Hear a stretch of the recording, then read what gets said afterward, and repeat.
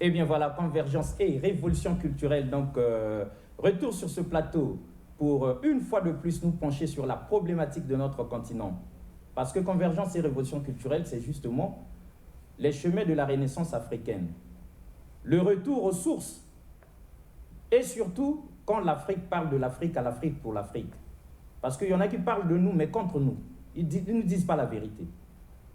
Il y en a qui se sont présentés gaillardement, historiens, mais nous ont dit des faussetés depuis des siècles, pour ne pas dire des millénaires. Aujourd'hui, la problématique, elle est gravissime. Renaissance africaine, enjeux et perspectives. Que devons-nous y comprendre? Où sont les ténèbres? Où est la lumière? C'est ça une remise en question, comme qui dirait, de la Bible ou des idées reçues par notre invité sur ce plateau. Nous n'allons pas beaucoup parler pour lui permettre de tout dire et de vous choquer. Calez-vous bien. La pensée du jour, le peuple noir est le peuple le plus aliéné de la terre. Cher invité, bonjour. Bonjour. Alors, dites-nous pour ceux qui nous suivent, parce que la valeur de tout message dépend étroitement de la qualité du messager. Qui êtes-vous? Je suis Mbungu Bilong Eugène, de mon prénom d'état civil Eugène. Mais puisque nous parlons de Renaissance africaine, un combat mené par nos illustres anciens, Cheikh Anta Diop, Obenga, Marcus Garvey, Kwame Nkrumah, pour la dignité de l'Afrique. Et je me suis dit, si on se bat pour la dignité de l'Afrique, il n'est point besoin pour moi de porter un prénom qui a une connotation coloniale. C'est pour ça, ceux qui m'ont connu Eugène, aujourd'hui, appelez-moi Mnyukusu Makiaki Mbungu Bilong. Super, mais c'est quoi déjà ces prénoms à connotation coloniale? Ça veut dire quoi? Pour que ce soit clair dans l'esprit de tout le monde. Alors, moi, j'ai voulu me donner un nom typiquement africain, de chez moi, de mon terroir. Mnyukusu Makiaki, en fait, en français, je vous traduis, le rassembleur heureux. Ah. Il y a une signification dans ma langue maternelle. Mais quand vous me dites Eugène, c'est un nom que j'ai hérité de la colonisation. Je ne sais même pas ce que ça veut dire. Eugène, je ne sais pas ce que ça veut dire. Mais quand je me dis Mnyukusu Makiaki Mbungu Bilong, ça a une signification. Mais quelle est la leçon qui se cache derrière cette différence-là? Des noms de la colonisation, nos propres noms. Non. Quelle est la leçon à tirer? Non, la leçon à tirer, c'est qu'il faut qu'on sorte de la culturation. Il faut qu'on sorte de l'aliénation.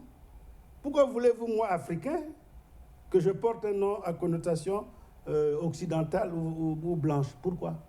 Donc, ça veut dire que quoi? Mon nom à moi, d'origine africaine, ne serait pas bon? Pourquoi je prenne celui de l'autre? Je me dis aujourd'hui, Mnyukusu Makiaki. Mais est-ce que nous n'avions pas des noms autrefois dans nos villages, pour qu'aujourd'hui on se retrouve avec des Alexis, Alain, Georgette, Yvette et tout ça? Mais c'est l'effet de l'esclavage et de la colonisation. Le blanc est venu nous imposer tout ceci. Vous n'avez pas adopté Alexis, Eugène, parce que vous l'avez voulu. Non, mais c'est papa qui a donné. Mais c'est papa, parce que papa a subi l'effet de la colonisation, l'effet de l'esclavage. Et vous savez, l'esclavage, c'était au coup de la chicotte. On a exécuté des gens, ceux qui ne voulaient pas marcher, on les a exécutés. Et donc, on nous a imposé ces noms-là. Et moi, je me dis, pour le combat que je mène, je vous ai bien dit, c'est le combat mené par Cheikh Anta Diop, Théophile Obenga, notre compatriote, Marcus Garvey, Kwame Nkrumah. Il serait indigne pour moi de porter un nom à connotation française. Ah, c'est chaud. Vous aussi, vous avez un nom à connotation française. Oui. C'est déjà quoi le nom? Paul Delina. Paul Delina. Paul Delina. Tout comme Alexis, c'est du français. Alors dites-nous, aujourd'hui vous êtes arrivé. Qu'est-ce qui vous amène sur ce plateau de Convergence et Révolution culturelle, là où on se penche sur l'Afrique qui agonise et qui se trouve dans un profond commun depuis des siècles, pour ne pas dire des millénaires? En fait, je suis venu pour échanger avec vous sur une problématique de la Renaissance africaine. C'est-à-dire... Nous entendons parler de ça. Alors voilà, donc il faut qu'on s'approprie notre être. Il faut qu'on s'approprie notre histoire.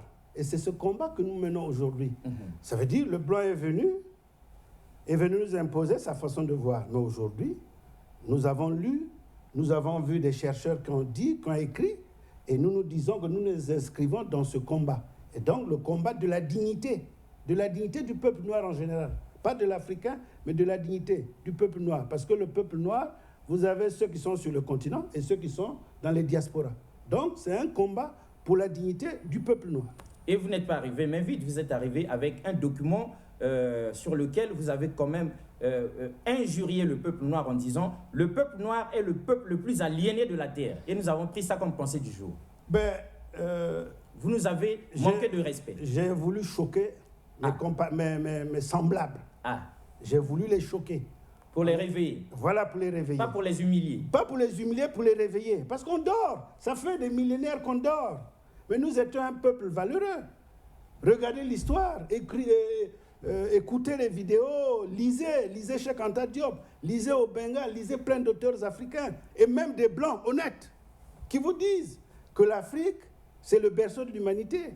Et donc, le combat On nous dit ça même à l'école. N'est-ce pas, Paul? Bien sûr. Le combat que nous poursuivons aujourd'hui, c'est celui de la restauration de la continuité historique. Deuxièmement, la restauration de la conscience historique. Et troisième enjeu, la prise d'initiative. Pourquoi je dis ceci? La restauration de la continuité historique. Pourquoi? Parce que le blanc nous a fait comprendre que dès qu'il arrivait au contact du peuple noir, c'est-à-dire qu'avant l'arrivée du blanc, c'était un trou noir, il n'existait rien. Nous étions des barbares. Des sauvages. Des sauvages. Des macaques. Et donc, des macaques. En fait, nous vivions sur des arbres. Exactement. Exactement. Donc, il faut rétablir cette vérité. Parce qu'il y a une vérité à rétablir. Exactement. Deuxième chose, quand je parle de la restauration de la conscience historique, il faut que nous, Africains, nous Noirs d'une manière générale, sachions qu'à l'origine, nos semblables, nos anciens, nos ancêtres, sont ceux-là même qui nous ont légué tous les acquis culturels, toutes races confondues. Que vous soyez chinois, que vous soyez japonais, que vous soyez français, américain, je ne sais qui d'autre, tout est parti de l'Afrique. Donc, il faut que nous nous approprions notre histoire. Dans la prise d'initiative, ça veut dire qu'aujourd'hui, nous n'allons plus être spectateurs de la construction de la nouvelle histoire. Nous devons prendre notre part active dans la construction. Être acteurs. Exactement. Plus subir l'histoire telle que les Blancs nous ont confinés. Donc. Eh bien, vous nous avez amené des vérités sur ce plateau, mesdames et messieurs. C'est vrai que ça choque.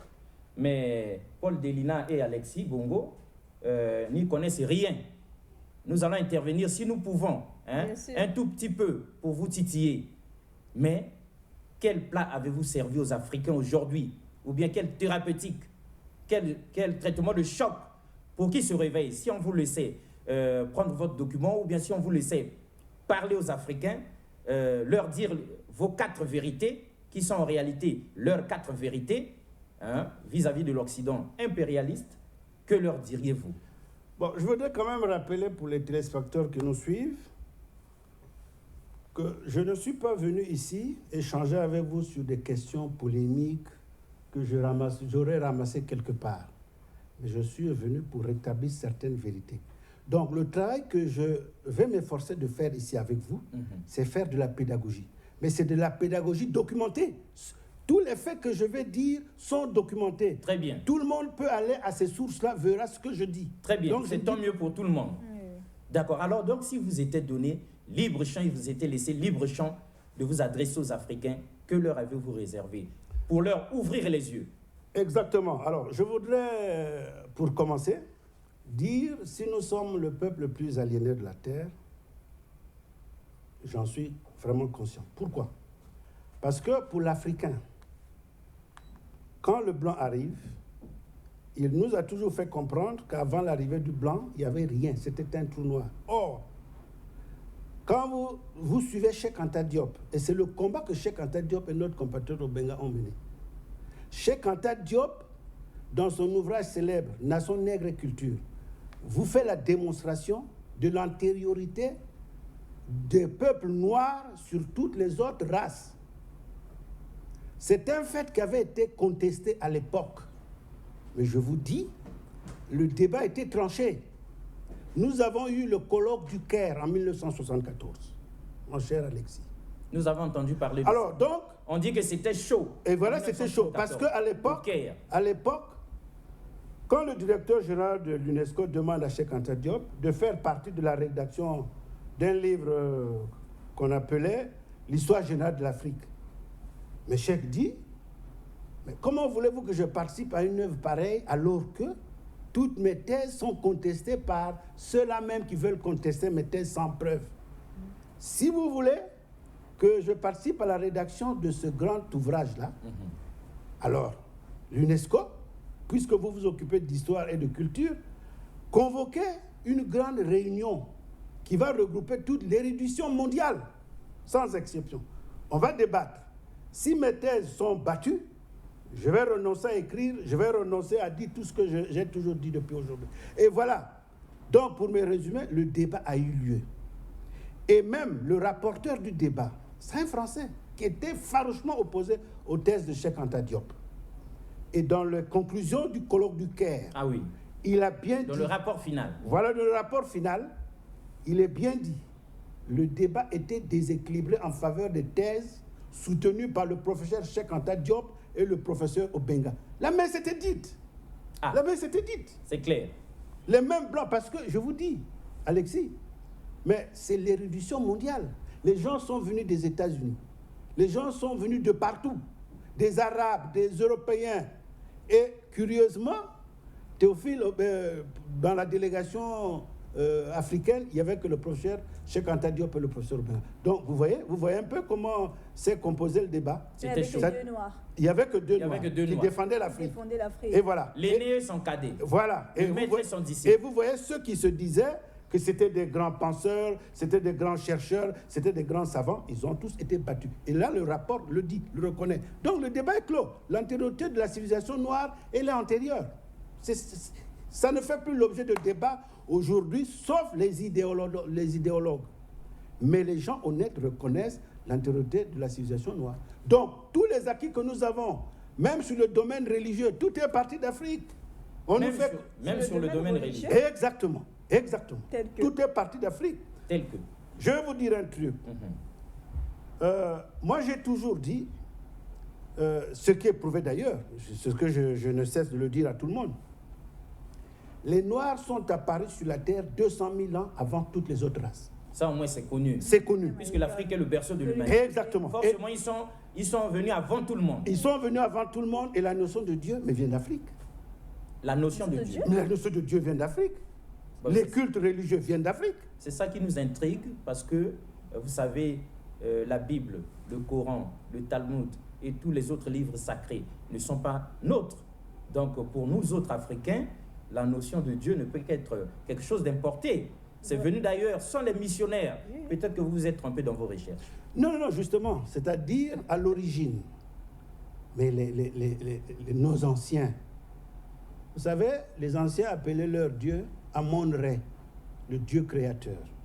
Là, on est en Égypte. Oui, exactement. Et dans la généalogie même, actuellement, la Bible vous dit, on parle d'Adam et Ève, mais quand vous voyez les textes les plus anciens trouvés, c'est pas moi qui le dis, c'est la recherche scientifique qui le dit. Les textes les plus anciens sont les textes laissés par des Noirs. Donc Adam et Ève, ce ne sont pas des textes anciens? Non, c'est une falsification de l'histoire. C'est une falsification. Là, vous accusez la Bible. Je vous dis, mais j'ai des témoignages, j'ai des preuves. Parce que je suis venu ici pour faire de la pédagogie. Justement. Et si on fait de la pédagogie, il faut apporter les preuves. Je vous dis une chose. Quand je dis que toutes les traditions viennent d'Afrique, que le blanc c'est un plagiaire, je vous dis, je vais vous prendre une preuve. Quand je dis que la Bible est un plagiat, c'est une contrefaçon de la spiritualité africaine. Vous pesez bien vos mots. Exactement, je les pèse. Est un plagiat. C'est une contrefaçon. Ce n'est que du plagiat. Ce n'est que du plagiat. Un gros mensonge. Exactement. Ça a été volé. Ça a été volé à l'Afrique. À l'Afrique, en plus. La preuve est là. On vous Quand vous allez, vous prenez la Bible Tob. Vous prenez la Bible Tob. Vous allez à Genèse. La tradition écuménique de la Bible. Vous allez à Genèse, dans le chapitre relatif aux sources. Je vais vous lire un passage. Écoutez ce qui est dit. Vous allez donc Tob, dans Genèse, aux sources. En racontant l'histoire, en racontant les origines du monde et de l'humanité, les auteurs bibliques n'ont pas hésité à puiser directement ou indirectement dans les traditions de l'ancien Proche-Orient. Mais les progrès de l'archéologie, relève également que les écrivains bibliques, responsables des premiers chapitres de la Genèse, loin d'être de serviles imitateurs,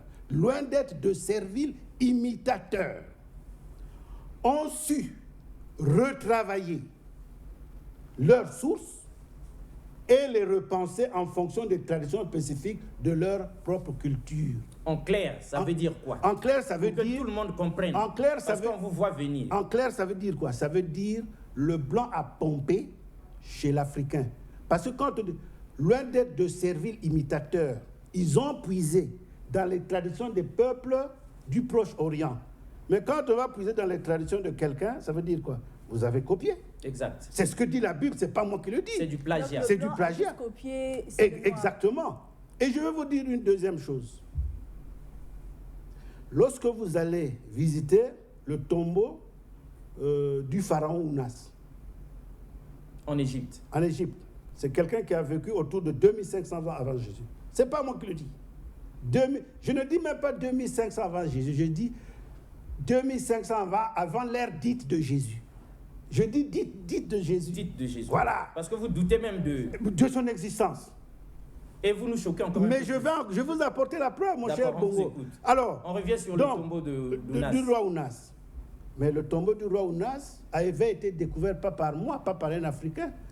C'est un égyptologue anglais qui s'appelait Richard Pocock. C'est lui qui découvre dans la vallée des rois le tombeau du roi Ounas en 1737. Et quand il y pénètre... 1737. Découvert par Richard Pocock. D'accord, on vous écoute. Un anthropologue anglais. Et quand il y pénètre, donc quand il pénètre dans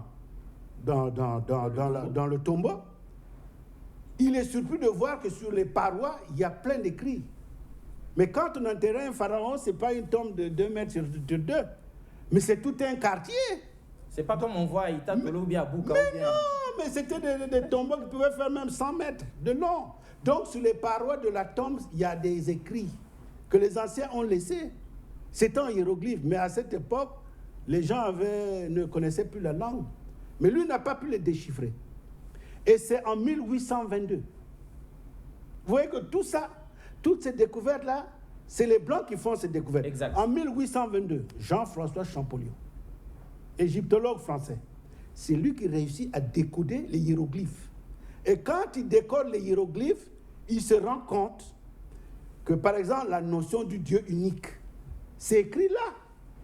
Dans les pyramides d'Égypte. Dans les pyramides d'Égypte. Dans le tombeau du roi Ounas. C'est un tombeau qui existe. Vous pouvez aller le visiter. Aujourd'hui, vous pouvez les le visiter. Peuvent aller. Mais vous pouvez aller le tombeau du roi Ounas. Et là, les gens l'ont visité. Et c'est là où Jean-François Champollion voit les notions du Dieu unique, voit les notions de la terre promise, la terre sainte, ouais, voit les notions de la résurrection, voit les notions de la vie éternelle. Donc, c'est des réalités africaines. C'est des réalités africaines. On vous parle même de la cérémonie de sacrement du pain et du vin. Attendez. Alors, est-ce que vous pesez bien vos mots? Est-ce que vous rendez compte du mal que vous êtes en train de nous faire? Je ne fais mal à personne. Je ne fais que restituer la vérité. Comme Délina dit, ce sont des blasphèmes. De tout ce chapelet de blasphème. Si la terre promise et toutes ces choses-là bibliques qu'on nous apprend à l'Église. La résurrection. La résurrection. Comment ça peut être encore, mais je vous dis. Comment ça peut être encore africain, sinon égyptien, alors que c'est Moïse, c'est Jésus, c'est les prophètes, les apôtres et tout ce beau monde-là. Mais je vous dis, ce que j'affirme, moi, c'est des choses que vous, Bongo, que elle, Delina, que tout le monde peut aller voir dans le tombeau Rwanda. C'est écrit. Vous êtes sûr que quelqu'un n'est pas venu à ajouter quelques coups de pioche là pour, à sa manière? Donc, un blanc rentre, voit des textes, il les traduit. Et ce serait quoi? Un noir qui est venu tout changer, alors que la traduction était... Non, D'accord, on vous écoute. On vous écoute. Non, donc, vous voyez, donc c'est des traditions, et on vous dit, par exemple, l'histoire de la résurrection. Il n'y a que Jésus. On vous dit que... Seigneur et Sauveur. Voilà. Mort et ressuscité. C'est ce qu'on vous a toujours dit. C'est ce qu'on vous fait croire. Tous les hommes de Dieu, tous les pasteurs le savent. C'est ce qui est. C'est ce qu'on vous fait. C'est dans la Bible. C'est ce qu'on vous fait croire. Seigneur Jésus. Mais c'est ce qu'on vous fait croire, mais c'est faux. Comment ça? Faux? Dans le tombeau du roi Ounas, il s'agit d'un dieu noir, Osiris. C'est comme ça qu'il est appelé par les Grecs, Osiris. Mais en africain, c'est Oussiré. C'est un dieu noir qui s'appelle Oussiré. Son frère Seth, son frère cadet Seth, jaloux de son grand frère, il tue son grand frère pour prendre le trône d'Égypte. Mais avant qu'Oussiré meure, c'est lui qui amène le pain et le vin. C'est lui qui dit, ce pain-là, c'est mon corps, mangez-le avant de mourir. Donc, ce vin-là, c'est mon sang. Ce n'est pas Jésus. Et on vous dit même, par rapport à l'histoire de Jésus, que Jésus serait le fils de Marie. Mais en réalité, ouais, c'est des textes qui datent 2500 ans avant Jésus. Oui, en réalité. En réalité, attendez. Donc vous voulez contester un fait qui est antérieur de 2500 ans et vous voulez me faire croire à l'histoire de Jésus. Donc, l'histoire de Jésus. L'histoire de Jésus. Quand on vous dit que l'histoire de Jésus est né de Marie, il s'agit. C'est scripturaire. Exactement. Exactement. C'est connu partout, sauf de vous. Sauf que c'est faux. Ah. Il s'agit justement, quand Osiris meurt, il avait pour épouse Isis comme femme. Vous parlez sous le contrôle de l'Église catholique. Mais je vous dis du ce Vatican, que je dis moi là, et de tous les hommes en soutien. Ce que je dis moi, le professeur Obenga n'est pas mort. Tous les adorateurs mais de Marie, ça, de la justement, Vierge Marie, c'était vous ça. écoutent avec attention. Exactement. Ce que je dis moi, c'est sous le contrôle du professeur Obenga. Ah, et c'était même Théophile Obenga. Mais c'était l'objet même du colloque du Caire qui lui a donné raison. Mais qui lui a donné raison. Donc je dis. Donc ils ont fait des démonstrations. Exactement. Ok, on vous écoute. Donc la tombe est là. Je ne dis pas des choses en l'air. Non, vous dites des choses qui sont écrites, qui sont là gravées. Gravées là. Dans la pierre. Qui gravées. Avant la naissance même de Jésus. 2500 ans. Et ce n'est pas moi qui le dis. Mais avant même ce n'est pas un noir qui le dit. Avant Israël. Ce n'est pas un noir qui le dit. C'est un blanc en plus qui le dit. C'est chaud. Hein? Donc, vous acceptez la vérité du blanc quand elle va dans le sens de ce que vous pensez. Attendez, l'Égypte dont vous parlez, c'est avant Jésus ou bien après Jésus? Mais l'Égypte existait toujours avant Jésus, mon cher. Bon, je vous dis une chose. Vous voyez, déjà même, quand je vous prends le pharaon Ounas, c'est 2500 ans avant Jésus. Mais quand je vous prends Narmer Ménès, le premier pharaon, mais c'est 3200 ans avant Jésus. Donc, à cette époque, il n'y avait aucun royaume en Europe. Il n'y avait aucun empire en Europe. Empire, tout ça là, l'Afrique était déjà administrativement bien organisée. Il n'y avait pas encore de Bible. Il n'y avait pas de Bible. Mais s'ils ont pu écrire, donc ils pouvaient aussi lire eux-mêmes. Mais justement, c'est-à-dire que... le problème ici, c'est qu'ils ont parlé des choses bibliques, bien avant la Bible. Exactement. Bien avant Moïse, bien avant Jésus, mais c'est pour ça, bien avant Israël. Mais c'est pour ça que je vous dis... Donc ça veut dire quoi? Mais ça veut dire simplement, si moi j'ai affirmé une chose, 10 ans avant toi, Bongo, le plagiaire c'est qui? C'est moi qui ai annoncé. Après. Mais voilà, c'est pour ça que je vous dis la Mais vous accusez Jésus de plagiat. Mais je vous dis que Jésus c'est une construction. Vous savez, je vais vous dire un truc. On vous écoute avec toute l'attention du monde. On est choqués, mais on vous écoute. Oui, mais voilà, je vous dis un truc. Je vous dis une chose.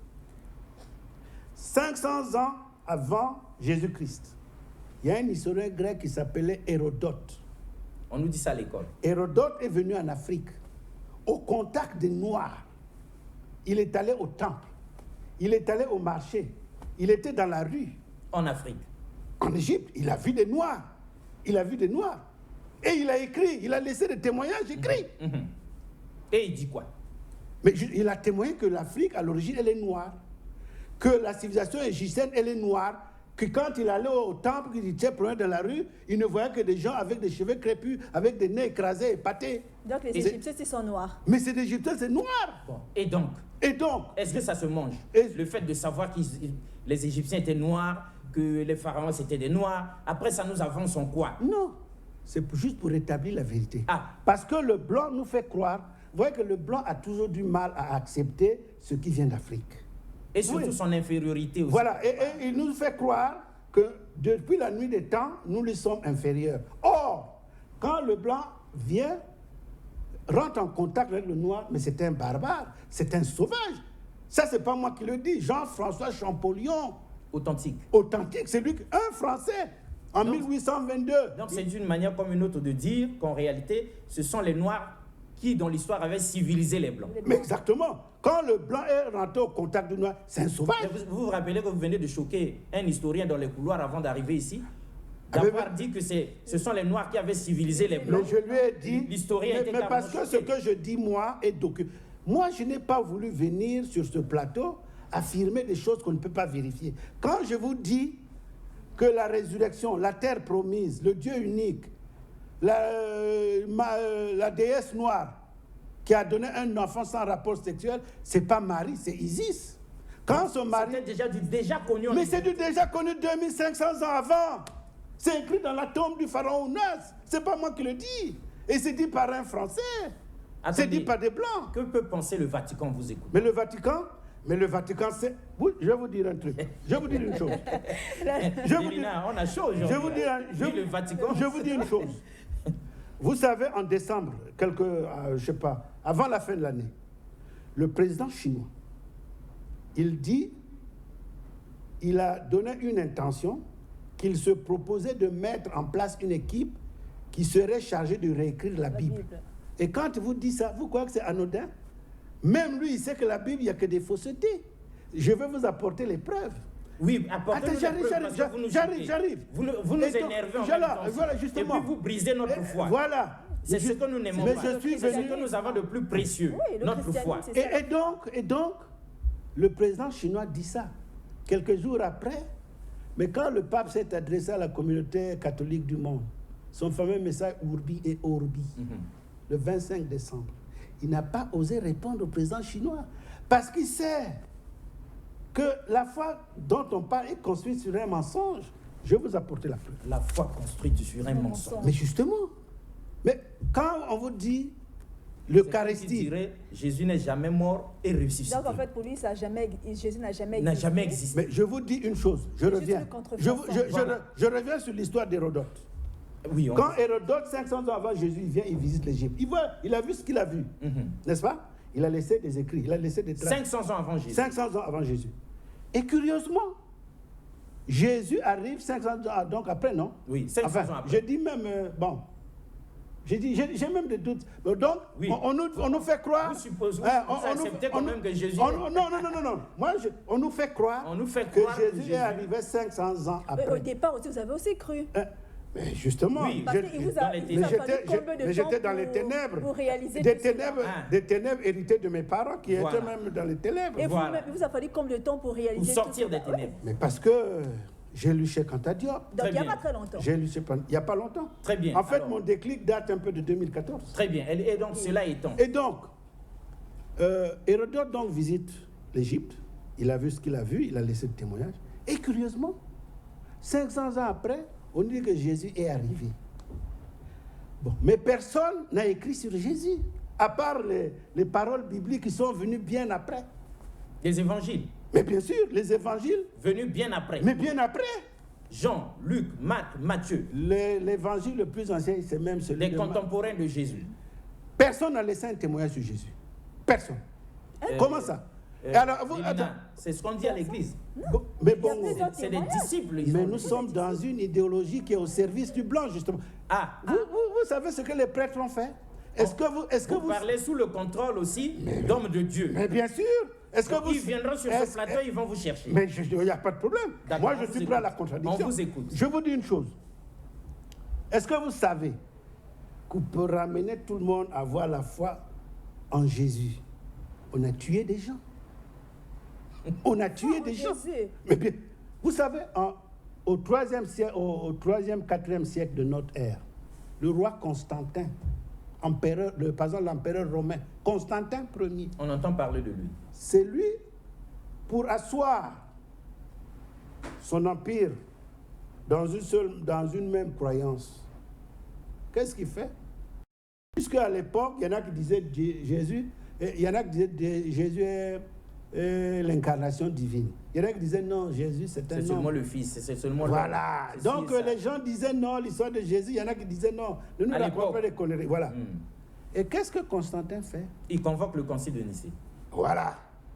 Et c'est Nous là aussi, où, nous savons et un peu. c'est là où il décrète que nous devons tous avoir la même foi. Ah, Vous par voyez- décret. Ah, mais bien sûr. Vous voyez, est-ce que les choses de Dieu se décrètent?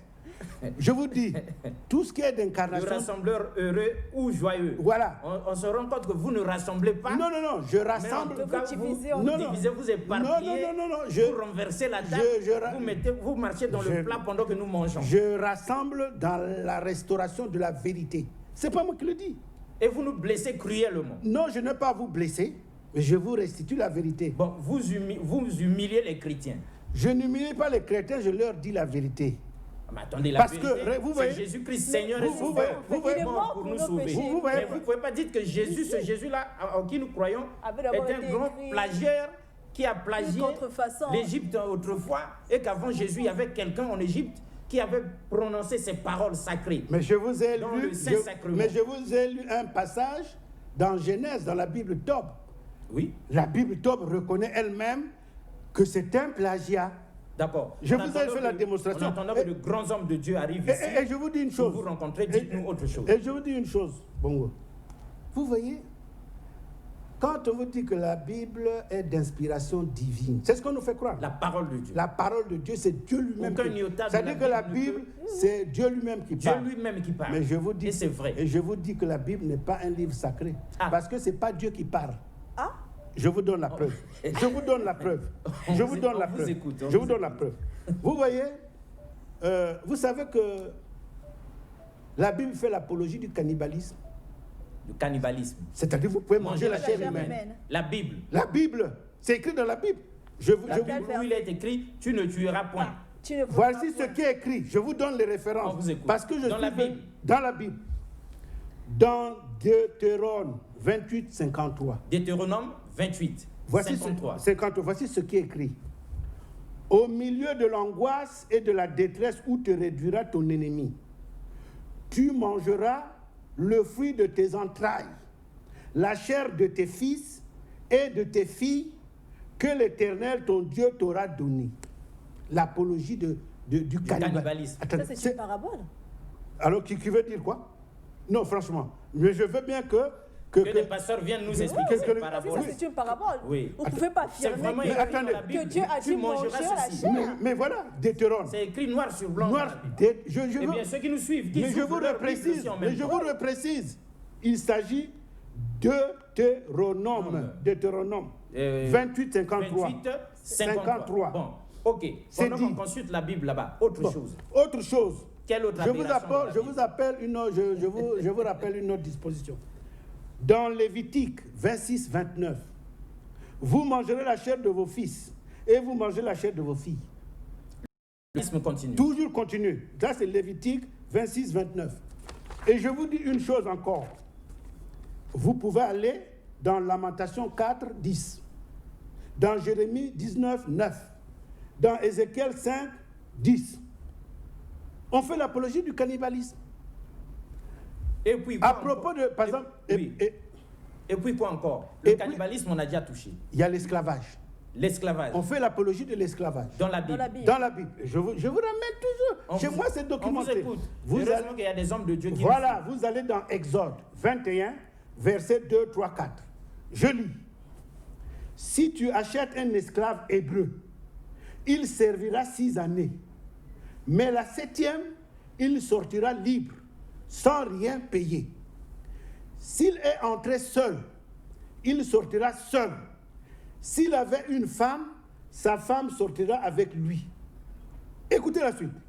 Si c'est son maître qui lui a donné une femme et qu'il en ait eu des fils et des filles, la femme et, et ses enfants seront à son maître et lui sortira seul. Vous voyez? Est-ce que Dieu est capable des horreurs comme ça? Donc, vous voyez, et même la grande figure patriarche d'Abraham, mais vous dites que Le père même des lui-même, trois religions mais même monothéistes. lui-même, c'était un esclavagiste. Le père de la foi. Mais bien sûr. Bien sûr. Esclavagiste. Mais bien sûr. Voici ce qui est écrit Ah. dans Genèse 17, On vous écoute. versets 26, On 27. est déçu et fatigué, mais on vous écoute. On est brisé Voilà. Ce jour même, voici ce qui est écrit dans la Bible. dans Genèse 17, bien sûr. Genèse 17. 26, 27. Ce jour même, Abraham fut circoncis ainsi qu'Ismaël son fils, et tous les gens de sa maison nés dans sa maison ou à qui à prix d'argent des étrangers furent circoncis avec lui. Donc, dans sa maison, il y avait des gens nés dans sa maison et il y avait des gens qu'il avait achetés à prix d'argent. C'est pas moi qui le dis. Donc, où est le caractère sacré de la Bible dont on nous vante là, qu'on nous vante? Les gens qu'Abraham a achetés. Mais Abraham a acheté, c'est pas moi qui dis. D'accord. Pendant que les panafricanistes spirituels et chrétiens, croyants de la Bible, comme Serge Mbungu, viendront donner la réplique ici. Mais il n'y a pas de problème. Pendant qu'ils se préparent là, ils nous suivent, ils sont choqués. Mais il n'y a pas de problème. Quelle autre chose il y a? Puisque finalement, vous êtes venus aujourd'hui détruire notre foi. Mais je vous rappelle encore. Détruisez jusqu'à. Je vous rappelle encore toujours des faits historiques que les gens ont vécu. Voilà. On vous écoute avec toute attention. Vous savez, avant l'ère biblique actuelle là, vous savez les gens qu'on vénérait à l'époque, mais c'était la déesse Isis. Quand on vous parle de la Sainte Vierge Marie, la Sainte Vierge Marie est une contrefaçon de la déesse Isis, qui est une noire, qui est une déesse noire. Je vous dis une chose. On vous écoute. Mais on a des lèvres pleines de questions. Mais je vous dis une chose. La déesse noire Isis, d'Égypte, noire, déesse noire d'Égypte, c'est elle qui était vénérée en Europe. Et quand vous, à l'époque, même aujourd'hui, vénérée en Europe. En Europe, même aujourd'hui, est-ce que vous savez que il y a deux versions de la Vierge noire, de la Vierge. Deux versions de la Vierge Marie. Il y a la vraie Vierge authentique qui est Isis, qui était vénérée dans les églises européennes. Et aujourd'hui, on nous met une représentation d'une nouvelle Vierge au nom de Marie dans les grottes. Non, dites pas ça. Mais c'est pas moi qui le dis. Mais vous nous choquez. Mais je ne vous choque pas. Ça se trouve dans toutes. Mais justement. Partout, il y a l'église catholique. Mais est-ce que vous savez. Il y a une grotte mariale, puis il y a la Vierge Marie. Mais est-ce que vous savez. Mais justement, je vous dis, les Vierges noires sont encore présentes dans les églises, sauf qu'elles sont cachées.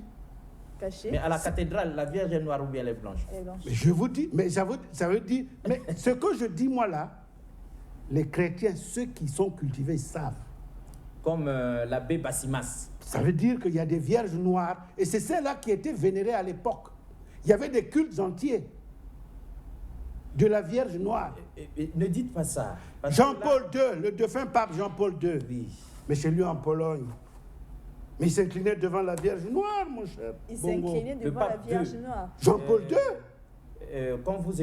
Quand on parle de Jean-Paul II, il faut le faire avec déférence. C'est l'un des plus grands papes. Mais c'est ce que je dis, Jean-Paul II, en Pologne. Comment Jean-Paul II peut vénérer une Vierge Marie noire alors que c'est en Pologne, en cachette? Mais je vous dis. Alors qu'ici, à Brazzaville, il nous a mis une certaine Vierge Marie blanche. Mais vous savez que l'Église est au service des intérêts des Blancs. Ah, bon, je vous dis, vous êtes sur un terrain qui nous dépasse. Non, vous voyez, Bongo, vous voyez. Quand le Blanc arrive au contact du Noir, il nous trouve avec une spiritualité bien affirmée. Ici, chez nous, on a... Chez nous. Quand le Blanc arrive, on a une spiritualité bien affirmée. D'accord. On a nos croyances. Est-ce que vous savez que l'esclavage, la colonisation, se sont faites au prix des bastonnades, au prix des tueries? Parce que quand vous contreveniez à ce que le Blanc disait, le fameux missionnaire disait, pour donner l'exemple à ceux qui ne veulent pas suivre, on vous exécutait même en public. Ah oui, il y a eu des atrocités. Quand le roi des Belges, mais quand Léopold II, quand il envoie les faux missionnaires au Congo-Kinshasa. C'est missionnaire. C'était donc de faux missionnaires. Non, c'est des faux missionnaires. Okay, quand il les envoie, mais les vidéos même existent. Ah. Quand il les envoie, il dit bien, là où vous partez là, les gens, ils ont leur foi bien affirmée. Ils croient en Nzambi et en Mbungu. C'est le roi des Belges qui dit, c'est pas moi. Mais il fallait nous emmener cette vidéo là. Ils croient en Nzambi et en Mbungu. Ah. Donc vous ne leur apprendrez rien. Le roi des Belges. Le roi des Belges. Il dit Nzambi en Mbungu. Ils ont le Nzambi en Mbungu. Donc ils savaient. Ils savaient que vous ne leur apprendrez rien. Mais vous êtes en mission. Je vous envoie pour une mission. Et quelle était la mission? Mais la mission, c'est de convertir même au coup de bastonnade, au coup de tuerie. Mais c'est ce qui avait été Mais fait. on a coupé les bras aux gens, mon cher Bongo. Là, au Zaïre, là. Pour donner l'exemple à ceux qui voulaient contester ce que le fameux missionnaire disait. On a coupé des bras aux gens, on a tué des... Et quand il leur dit, vous êtes en mission. Mais l'Église était censée venir nous évangéliser. Mais l'Église, justement, c'est ce qu'on nous fait toujours croire. L'Église a été complice de tout ce qui s'est fait. Complice. Est-ce que vous savez que les bateaux négriers étaient bénis par des papes? Vous savez ça? Les bateaux Quand négriers ils sont venus bénis prendre... par les papes. Mais quand ils sont venus prendre nos anciens... Des nègres là. Mais Les bien papes sûr. ont béni ça. Mais ils ont Non, béni vous allez ça. faire croire.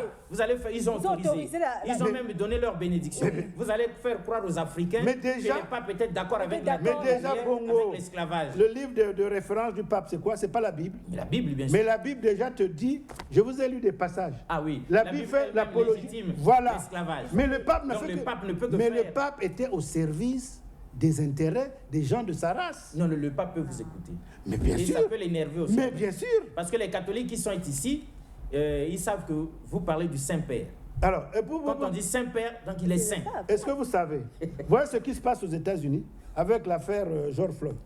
Oui. L'Église américaine reconnaît le mal qu'il a commis, qu'il a fait endurer au peuple noir. Et ils ont créé un fonds pour réparer cette injustice. Elle est au moins honnête. Vous voyez?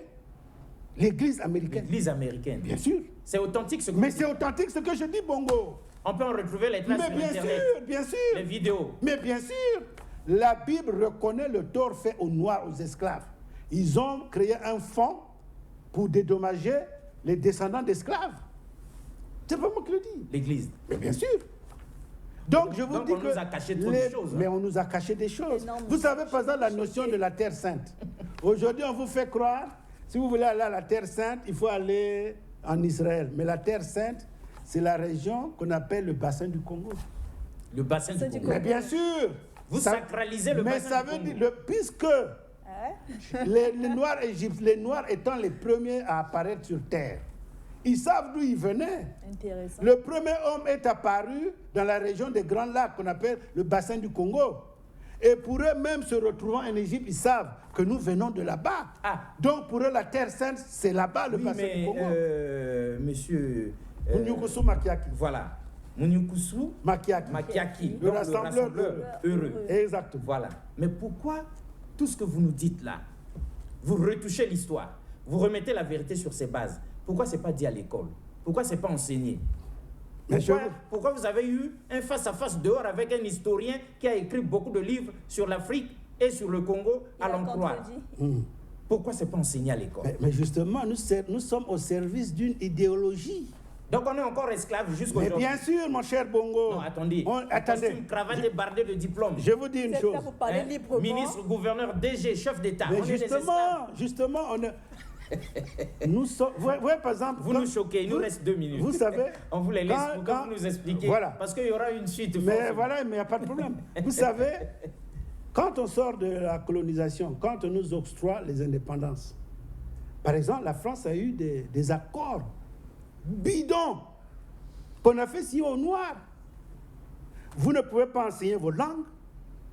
Tout votre argent doit être gardé en France. Ça se trouve dans des accords. Bongo, Bien signé. je peux Mais il vous... faut nous emmener ça. Mais je vous emmènerai ça. Mais Donc, vous nous emmenez ça dans la deuxième partie. mais vous voyez, On par sera là avec il y a des Guérilla preuves. et on va. Donc, nous sommes au service d'une idéologie. Mais donc, indépendance tcha-tcha, on a chanté et dansé pour rien. On a dansé pour rien. Donc, 60 Mais vous, ans vous avez d'indépendance. dansé, sachant que... À l'époque, vous avez Mais dans dansé. l'ignorance. Dans l'ignorance. Donc, 60 ans d'indépendance, en réalité, c'est 60 ans plus d'errance, d'esclavage encore. de dépendance. Mais exactement. Attendez.